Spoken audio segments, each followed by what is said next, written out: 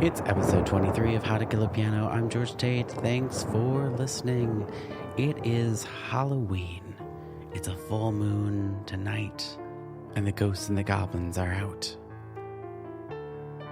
This is one of my absolute favorite days of the year. It is a day I look forward to. I celebrate more than just a day, of course, because not only is October the month of Halloween, it's also the month of my birth. Today's episode 23, sees the beginning or the reading of chapter 18. But this is also a double feature. By that I mean today, I'm not just releasing one episode. No. I'm releasing two episodes. This is episode 23, and immediately following it, you'll be able to listen to episode 24. This is the first time I've done this. And why? Well, this is also kind of our season finale of sorts. That doesn't mean it's the end of the story. It's certainly not the conclusion of How to Kill a Piano. It's simply a break of our season. As you know, it's been since September 16th since our last episode, and a lot of people have written in asking when the next one will be. Well, that's today. As you know, if you've been following the blog at howtokillapiano.com, you're already up to date on all of this stuff. And don't forget that you can always go to howtokillapiano.com for updates. We also have our Facebook page, but we tend to update the official website faster than Facebook because, well, let's face it, I'm bad at social media. Otherwise, we'd have thousands and thousands of more listeners. I hope you are celebrating today in your own way. For me, I'm going to be having a virtual get-together with some friends. We're going to play some virtual board games. We're going to watch some Halloween movies. And unfortunately, no trick-or-treating this year. Of course, that didn't stop me from decorating the house. The front yard is a graveyard, and my favorite is my porch blocker for the year that says Rest in Peace 2020. We're so close to a new year. We're so close to a new beginning, and so close to being able to say goodbye so that it can lead to a new hello. Without further ado, this is chapter 18 of How to Kill a Piano, the Seer.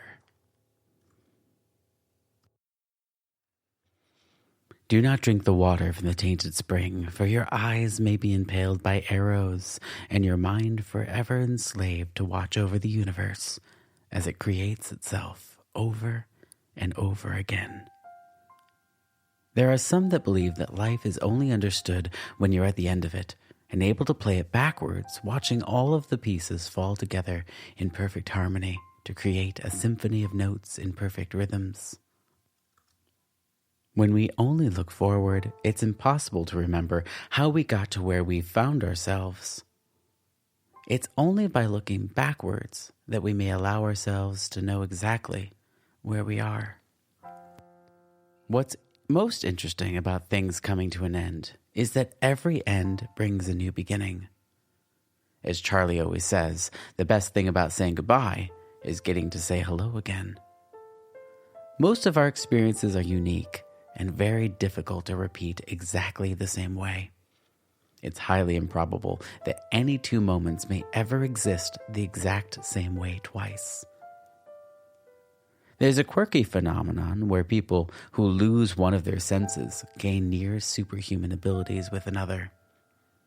This is especially true if a sense is lost early in one's path of existence. The blind might enhance their ability to hear what others might not. The deaf might enhance their vision and see what others are blind to. Losing one sense unlocks the others in ways that might even allow one to see the entire universe inside their head. In our own lifetime, we can only have the privilege of so many sunsets before the last of them come and we close our eyes and the sun of our mind sets for the very last time.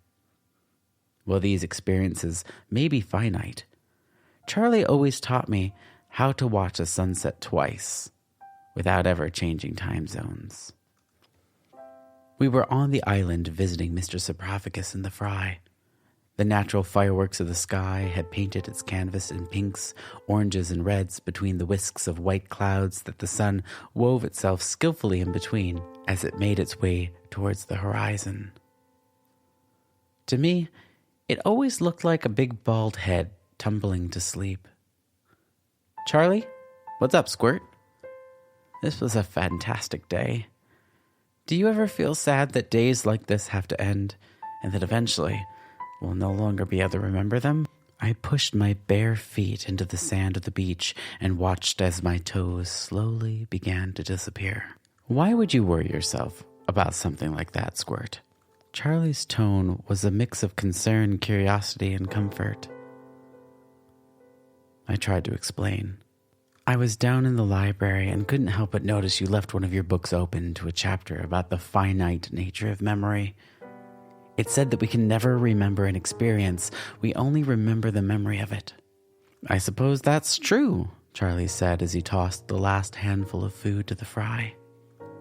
But if I'm not remembering the actual event and every time I recall a memory, it's a memory of that memory, won't it distort the more times I remember it? Charlie scrunched his eyebrows and chuckled.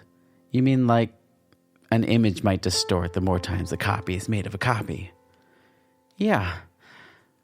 Does that mean my memories of you will distort too? I suppose they might, Squirt.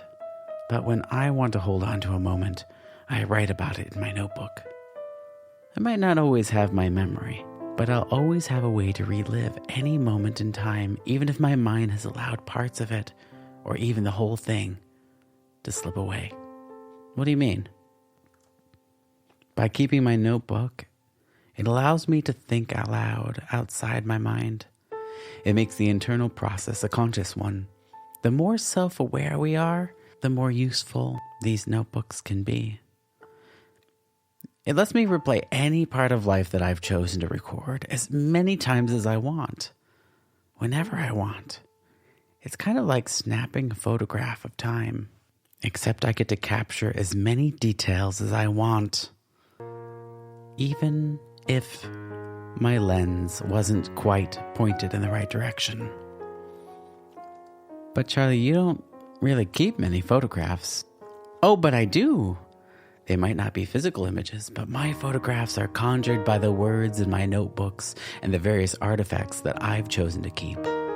Someday, you might find yourself inside one of my notebooks and find that you're able to experience worlds that I have long left in the past and forgotten. Is that why you're always saying that a good book can take us anywhere in the universe? Is journaling like making a map of your life? I said slowly, figuring out what Charlie was saying. Exactly, Squirt. It's a way to navigate through all of the puzzle pieces to figure out how you ended up where you are by reliving the moments that you've been. When you put it like that, it sounds like real magic. Charlie reached into the sky and plucked a coin out of the air at his fingertips. Had the sun vanished from the sky in that very moment, I would have believed that he had been able to manipulate the Imperium. May I teach you one of my favorite secrets of the universe? Heck yeah, I'd love to learn how to pluck a coin out of the air like that, I encouraged enthusiastically. Well, that's a secret for another day, Squirt. This secret... Charlie looked around, making sure no one else was listening. This secret might not allow you to pluck a coin out of the air, but it will let you experience any sunset twice in a row, anytime you want. That's easy. I know how to do that. We need to drive west from here until we change time zones, and then we can watch the sunset all over again. Well done, Squirt. That's very clever. But what if we can watch it twice without ever leaving this spot? Charlie always gave me puzzles like this to solve. They were as frustrating as they were fascinating. I loved them. Teach me, O wise one, I begged. Charlie looked up at the sky. The sun was nearing the darkest moment of twilight before night. It's about to set completely. Our timing is everything. All right. It has to be flawless, or we'll miss the opportunity to see it again. Lay down on the ground with me. We'll watch the sunset while laying on our stomachs. Charlie found the perfect spot to lay down on his stomach on the beach. Laying in the sand wasn't my favorite. I had only recently begun getting comfortable getting sand between my toes. The beach always had a way of coming home with us. even when I seem to be nowhere near it. I reluctantly laid down next to Charlie. We had truly found the perfect viewing angle. The first sunset I experienced with my entire being. I felt the skin of my arms cooling as the sun kissed the skies goodnight. The beach was transformed under radiant cotton candy skyscapes. The remainder of the day interlaced its fingers in ours and squeezed, holding us tightly before letting us go. Sunsets are the way the world says goodbye, but with each goodbye comes a new hello. "Absolutely stunning," Charlie exclaimed. "Goodbye, son." Charlie turned to me with wide eyes of excitement. "Ready to do that again?" "How?" I asked with confusion. The top of the sun vanished below the horizon, and Charlie quickly stood up and pulled me up, lifting me up onto his shoulders. The horizon line changed, and I watched nature's natural fireworks a second time. "Wow," I gasped. "Why, hello there. Long time no see," Charlie joked. We watched as the sky crackled into different colors, the sun making its second journey, weaving itself through the clouds as it set below the horizon. Well, even when you get to experience it a second time, it still feels like that first one. It really catches me. I'll never get tired of that. Charlie lost himself in the stars as they began to punch through the night sky like fireflies twinkling in the grass at dusk. "I don't think I ever will either," I thought quietly to myself. "I never want to lose this moment with you, Uncle Charlie." "Well, you'll keep it as long as you need to." Charlie tossed me a small notebook. I flipped through the blank pages until I discovered Charlie's inscription at the front. It read, "A new journal. Blank pages. A fresh start. May this encourage you to always remember." We made our way back to the car, and I fell asleep under the blanket of stars and the hum of the engine as Charlie drove us home. While I found comfort and sleep within the boundless darkness in Charlie's care, Sharon and Sarah had been carefully watching over us. Cordiva, Scrutius, and Absinthe were also plotting their next steps in their plan, but there was another that could see everyone's path all at once. Harold T. Resius flipped through the pages that I had yet to write, watching my life unfold, and took notes like one might dissect a textbook line by line. Harold dissected each moment from the future while seeing it from the past, always taking time in slices of 100 years.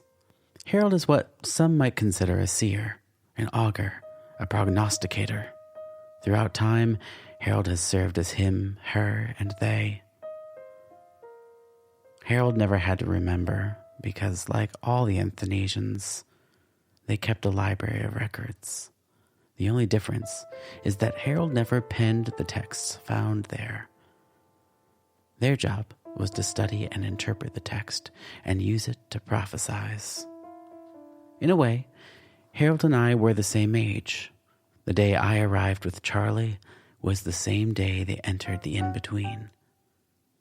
They didn't often entertain visitors, and the only one who could shepherd their way to Harold was Sharon. After all, it was Sharon's task to watch over Harold, and it was Harold's task to watch over everyone else. That concludes Chapter 18 of How to Kill a Piano. Stay tuned for Chapter 19 that's following this immediately. As always, the music was composed and written by myself, live to tape. There was a new song that was featured in the beginning. That's for a little preview from our Halloween episode coming up next. So if you don't want to listen to that now and you don't want to binge this, that's fine. Take a break and enjoy yourself. And if you can't enjoy yourself, find someone else to enjoy with their consent, of course. We'll see you in the next one.